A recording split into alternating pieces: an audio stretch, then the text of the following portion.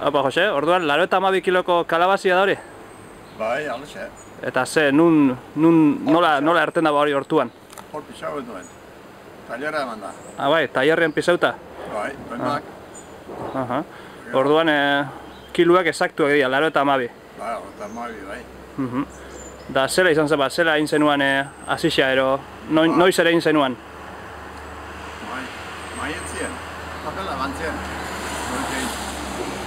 Eraitiko, maietzean, behenengotik, maitzan amarrea gertien. Bai, Da, esan diazu hor goiko basarri bateko asixia lagazi zuela, ezta?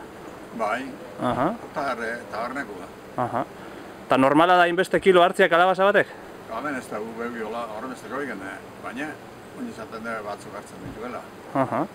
Da, zetarako erabiliko duzue? Jateko, animalixei janari moduan emateko, ero ze erabilpen eukiko dago? Animalixei emateko, ero. Da, asko kostajatzuen hortutikan ateratzia, ero? Ez.